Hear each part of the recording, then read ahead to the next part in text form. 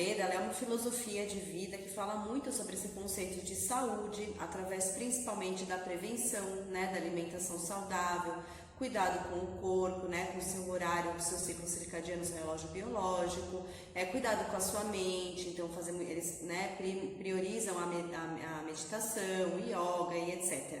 Mas a Ayurveda, ela é muito mais profunda que isso, ela vai muito além, né? São conceitos realmente espirituais, não no sentido religioso, né, no sentido dogmático, mas é no sentido mesmo dessa conexão com a essência divina. Então eles vão desde o conceito do que é Deus, da criação do universo, de como que funciona o fluxo e o movimento do universo. É uma teoria muito linda, muito maravilhosa. Então é assim, como que eles, tentando resumir um pouquinho para vocês, né? Deus seria a força suprema, a força máxima, né? E Deus, ele é tudo, ele é eterno, ele é infinito, ele está em todos os lugares, em todas as coisas, o tempo todo, em todos os momentos de existência. Se ele é eterno, se ele é infinito, ele está em tudo e está em todos, então ele não tem limite, né? Ele não tem começo, meio e fim. Ele não começou, ele não vai terminar. Ele não é masculino e ele também não é feminino. Ele é tudo. Ele não é estático, ele não é só movimento. Então Deus se experimenta de diversas formas. Segundo a Ayurveda, existem duas formas dessa experimentação de Deus. Seria Shiva e Shakti. Shiva seria o movimento, a energia masculina do movimento, e Shakti seria a energia feminina da estagnação. Então Shiva é mais etéreo, Shakti é mais material. Shiva é mais sutil, Shakti é mais objetiva. Depois, né, dessas duas experimentações divinas, né, desse movimento universal, a gente vai vindo para outros conceitos, né? Então, Shakti, por exemplo, que é mais feminina, é mais material, a gente vai entrando, né, nessa, como se a gente estivesse entrando nessa nossa dimensão, onde nós estamos hoje no planeta Terra. E aí, então, Shakti, né, ela representa os planetas, os homens, os animais e toda essa energia desse movimento material. Daí nós temos o conceito de Nashvara, que significa o quê? O meio em que vivemos. Como que funciona esse meio em que vivemos? E Nashvara, ela é regida por três outros conceitos: Sattva, Rajas e Tamas. Sattva seria a energia mais sutil. Dentro desse conceito material que nós temos no planeta Terra, nós ainda temos a energia sutil, a energia dos nossos pensamentos, a energia das nossas emoções, que não está totalmente materializada. Isso seria Sattva. E aí Rajas é a energia do movimento, a energia da lapidação. E Tamas é a energia da pedra estagnada, né, do material mesmo. Nós, na verdade, né, enquanto seres humanos aqui vivendo o nosso dia a dia, nós estamos vivendo muito de acordo com o Tamas. E qual que é o objetivo do ser humano na Terra e qual que é o objetivo universal? É a evolução. Então nós estamos aqui vivendo de acordo com as leis dessas leis, desse fluxo universal. Então nós estamos dentro desse Tamas, que é como se fosse uma pedra a ser lapidada, né, nesse mundo mais estático, mais material. A gente passa pela energia de Rajas, que é o processo de lapidação, até a gente conseguir atingir um processo de evolução e atingir o estado de Sattva, que é o estado mais sutil, mais subjetivo, mais conectado mesmo, né, com a nossa essência divina. Então, Sattva seria esse universo subjetivo, o universo dos nossos pensamentos, das nossas emoções, aonde está o nosso campo mental, né? O nosso campo astral. É a energia do equilíbrio, a energia da gente viver em harmonia, né? Então, quando a gente vive mais equilibrada com a nossa alimentação, com o nosso físico alinhado com o nosso energético, a gente vive mais dentro de Sattva, e isso é muito bonito. Então, geralmente, quem está vivendo nesta frequência tem menos doenças, tem menos desequilíbrios, né? Tanto físicos quanto mentais, emocionais e energéticos. Rajas, na verdade, é esse conceito do quê? Desse processo de lapidação e das pessoas entenderem que elas têm que sair do estado de tamas para chegar no estado de sátiva, né? Desse estado muito material para entrar no estado um pouco mais espiritual. Então, Rajas é esse movimento de transformação. E Tamas é onde a gente vive mais aqui estagnado no planeta, né? No mundo material, ok? Até aí tá dando para entender? E Tamas seria esse universo, então, objetivo, né? Que é o universo onde a gente vive, matéria. Dentro de Tamas, a gente tem algumas forças que regem os nossos movimentos, que regem a vida no planeta Terra, que são o éter, o fogo, a água, o ar, né? Que são os elementos da natureza que vocês já conhecem. Dentro desses elementos da natureza, a gente tem um conceito que eles chamam de doshas. O que é o dosha?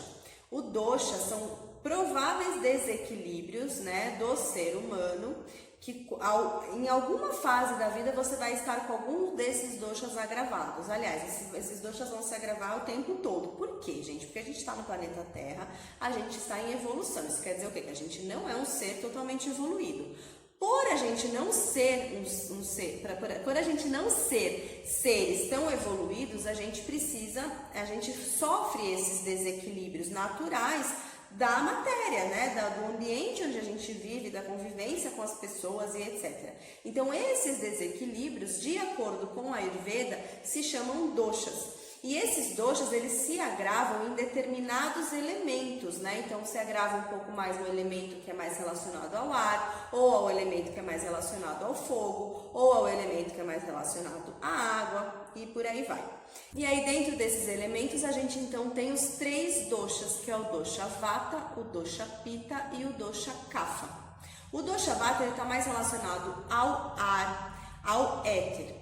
O dosha Pitta está mais relacionado ao fogo e à água. E o dosha Kapha está relacionado mais à água, tá? O dosha Vata, ele é mais... como está muito ligado ao ar, realmente ele é mais o quê? Aéreo, está ligado ao vento, está ligado a mais secura, né? O Pitta, como ele está relacionado com o fogo, ele está relacionado com o quê? Com o calor, né? A inflamação. O Kapha, com a umidade.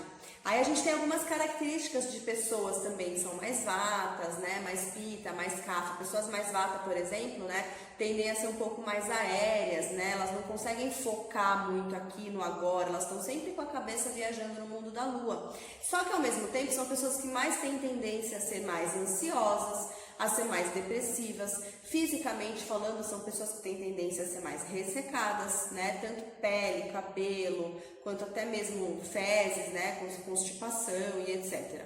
São pessoas geralmente mais magras, né? Por exemplo. As pessoas Pitta, elas já são fogo total, né? Elas são aquelas pessoas líderes, né? Aquelas pessoas que querem fazer, querem projetar, e estão sempre pensando, mas focadas, pessoas concentradas, que têm o poder da ação, né? E Kapha são as pessoas mais protetoras, né? Mais amáveis, aquelas pessoas que te abraçam, que você se sente amada, são aquelas pessoas mais ternas, são as pessoas mais constantes, só que também geralmente elas têm um pouquinho de problemas com excesso de peso, retenção de líquido, etc. Então a gente, dentro desses desequilíbrios dos doshas, a gente tem...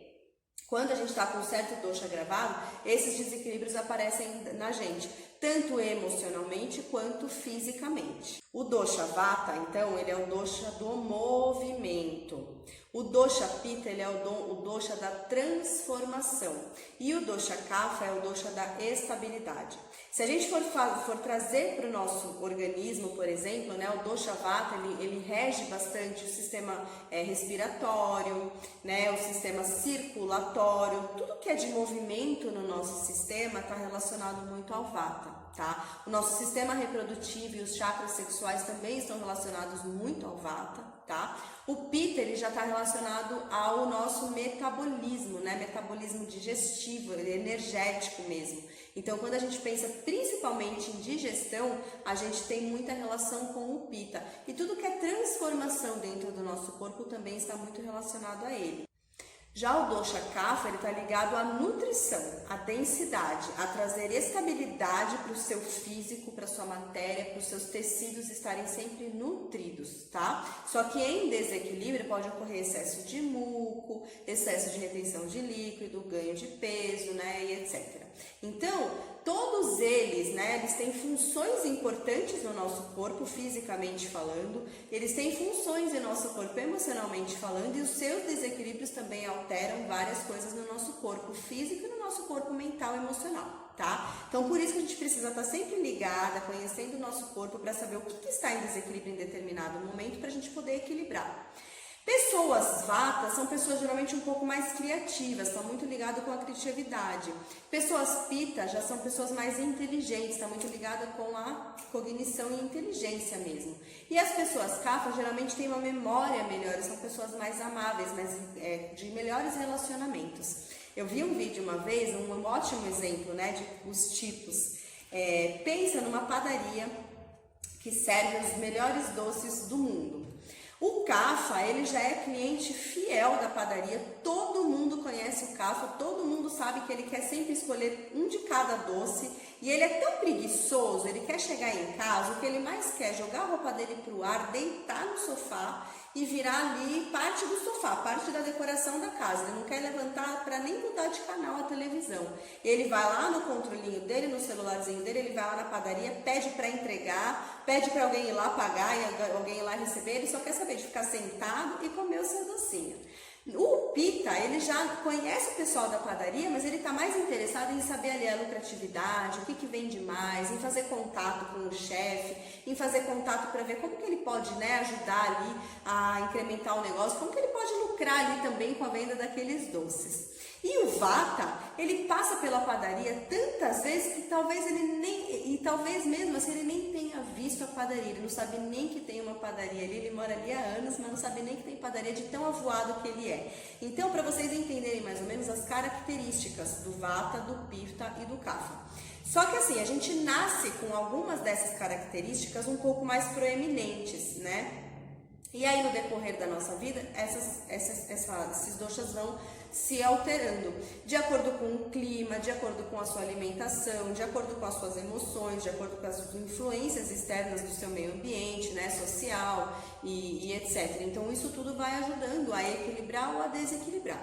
A minha função aqui, né, nesse curso é fazer você entender realmente, conhecer a fisiologia do seu corpo, entender o que é tudo isso, para realmente você conseguir, daqui para frente, se olhar no espelho, parar, fechar os olhos, respirar fundo e entender o que está acontecendo com o seu corpo. Se hoje você está indo muito no banheiro e está com uma diarreia, hoje você pode estar com um agravamento de pita ou com um agravamento de kapha. E aí você vai fazer o quê? Você vai fazer uma dieta anti-pita, uma dieta anti-kapha. Se você está muito ressecada, dias sem ir no banheiro, você pode estar com agravamento de vata. Então, o que você vai fazer? Você vai fazer uma dieta anti-vata para equilibrar o seu dosha.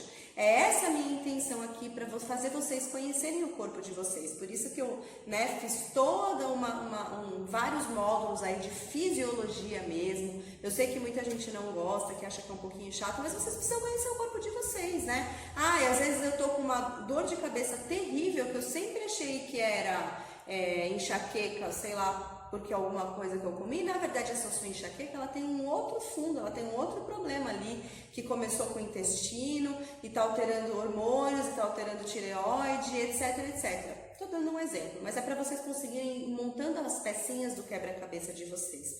Isso quer dizer que nunca mais vocês vão precisar de médico?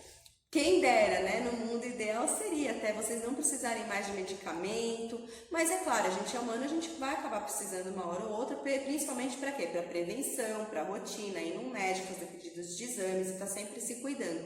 Mas vocês não estão na mão de mais ninguém, vocês não estão jogando a responsabilidade da vida e da saúde de vocês na mão de ninguém. Vocês conseguem entender o que acontece com vocês e na maior parte das vezes vocês conseguem se cuidar em casa.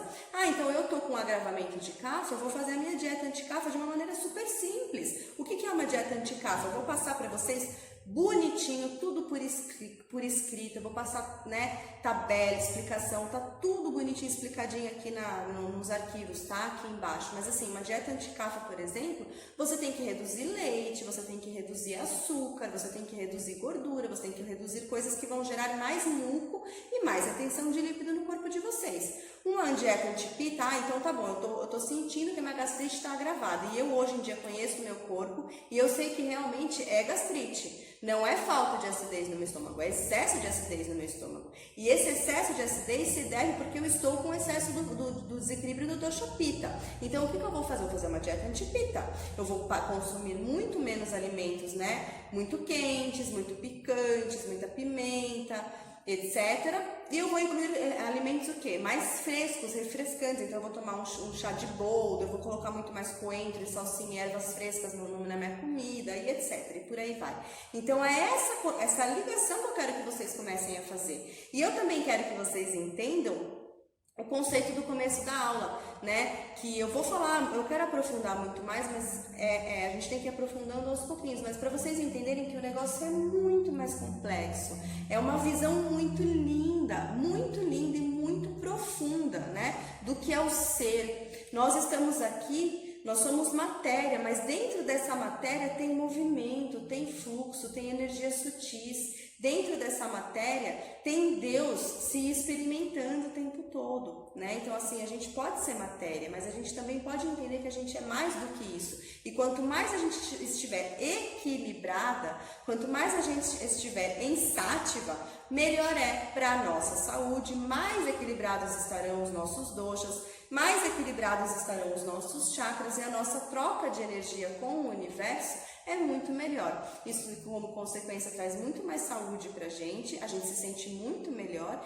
e aí a gente consegue realizar realmente as nossas metas, os nossos objetivos para chegar no nosso propósito final. E, por favor, se você gostou do conteúdo, se inscreve no canal, dá uma curtida, ajuda a compartilhar esse conteúdo, né, para outras pessoas, fazer o YouTube mandar para outras pessoas. E se você está interessada na aula, acessa o link que tem embaixo na descrição para conhecer melhor o meu curso, as 4 estações, que fala muito sobre isso e muito mais. Um beijo!